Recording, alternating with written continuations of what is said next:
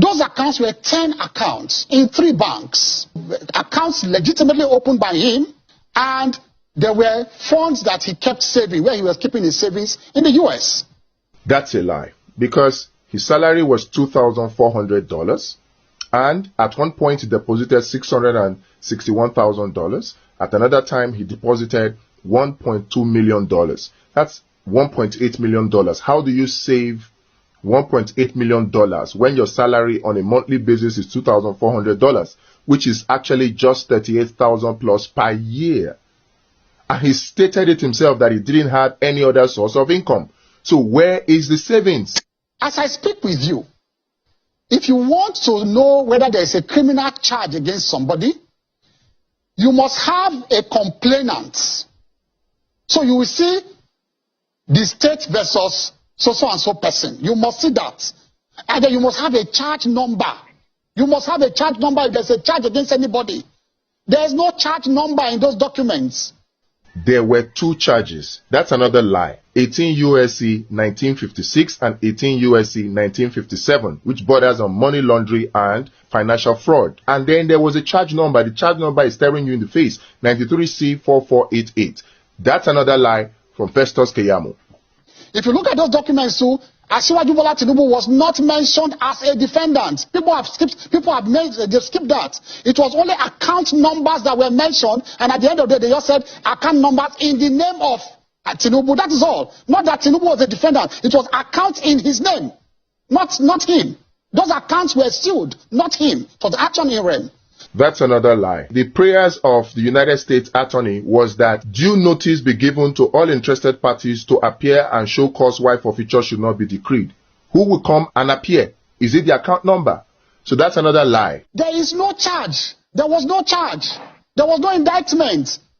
There was no criminal process. It was a purely civil process against those accounts. There indeed were 2 charges, 18 U.S.C. 1956 and 18 U.S.C. 1957, which bordered on money laundering and engaging in money transactions in property derived from fraud.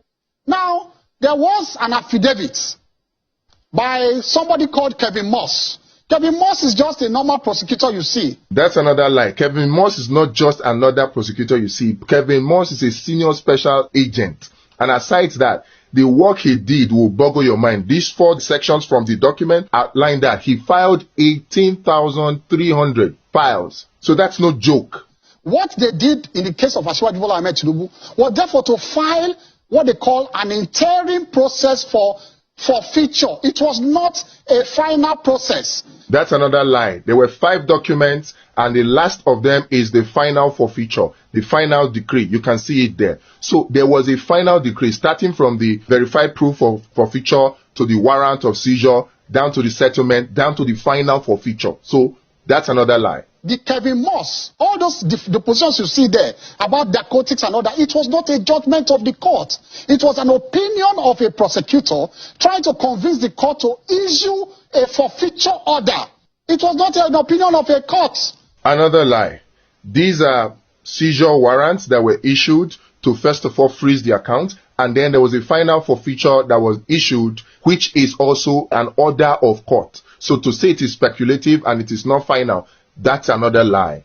And so it was a presumption. These processes are processes of mere presumption. So they found monies in his account. They said, well, they needed to come forward. And in that affidavit of Kevin Moss. Again, another lie. This is verified complaint of forfeiture. They were not speculation. He backed it up with an affidavit, and he got a warrant of seizure, and then got settlement and got final forfeiture. So it is not mere speculation. This is another lie from Festus Keyamo. They said they interviewed Mobile. Mobile said, yes, this man is a treasurer in the Mobile. But they said, no, those funds are not from them. But they confirmed his status, not as a criminal, but as a respectable employee of Mobile. It is in the affidavit of Kevin Moss. This is a potential lie, because the Mobile is talking about is Mobile Oil Nigeria Limited, which is not ExxonMobil, because many people seem to think that it is ExxonMobil. It is not ExxonMobil. In fact, the company has changed its name now from Mobile Oil Nigeria Limited to 11 PLC. Look at paragraph 38 of the affidavit by Kevin Moss. I want everybody to look at paragraph 38. After the rigmarole of trying to find out whether the things, the account, the money, where the monies came from, whether they were, linked to drug and all of that, it was all speculative. They came to the conclusion that the proceeds he got from the tax, the deposit he made there what they call, what these bankers normally call investments. He kept the money there and he was getting profit on the interest. They said he had not paid tax on those interests. That is all. So it was not like a deliberate act. So that's another lie from Festus Keyamo. The whole charges that were brought against Bola Ahmed Tinubu were USE Code 1956 and 1957, and they bonded on money laundering. To say that it was tax is a deliberate lie. A very, very big lie. In fact, the forfeiture order did not include that it was for tax. This is the forfeiture order. The final order. It stated that it is for narcotics trafficking and money laundering. Those were the two charges. So this is another lie from Festus Keyamo. Yes. Would you liken the settlement that Bola Tinubu had with a court in the United States at the time over these monies as a sort of a plea bargain? No. A plea bargain, you cannot build something on nothing and expect it to stand. A plea bargain must arise out of a criminal charge. Like I said, there is no charge, nothing anywhere, nothing like a charge anywhere. That's another lie from Festus Keyamo for Bola Ahmed Tinubu. There were two charges, USC Code 1956 and 1957, which bordered on money laundering and using proceeds illegally gotten. Going from that, you see now that there was a plea bargain. This is stipulation of compromise settlement, which is plea bargain.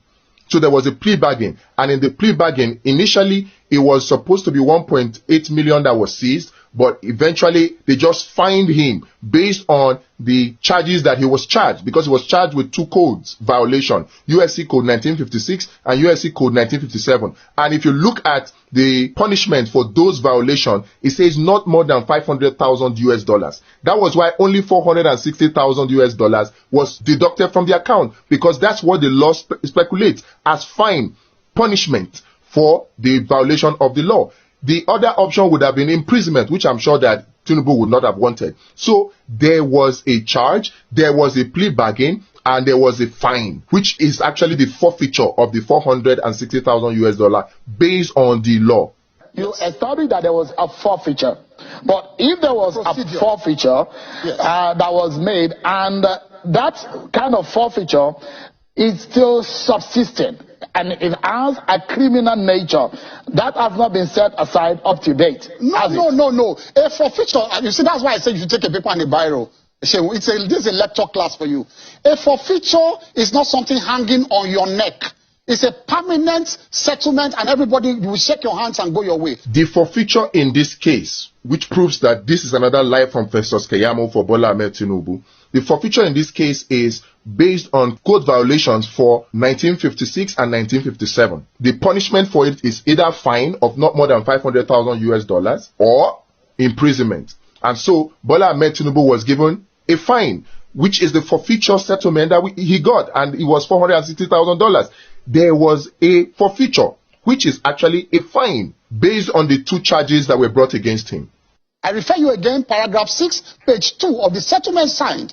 In that paragraph 6, they were even begging Asiwaju. They said that, look, please don't proceed against us again. This is a final settlement between us. Go your way, we go our way. That's another lie from him, from Festus Keyamo. Festus Keyamo, as a senior advocate of Nigeria, knows that there is always indemnity clause in such plea bargains to prevent you from saying, or your children from saying, oh, the money that was seized from you was actually responsible for the death of your relative, and so they want to sue because of that. It's just an indemnity clause. That is usual. In fact, not only for plea bargains, that it's normal. So coming to say that they were begging him, that was just a blatant lie. Out of the 10 accounts,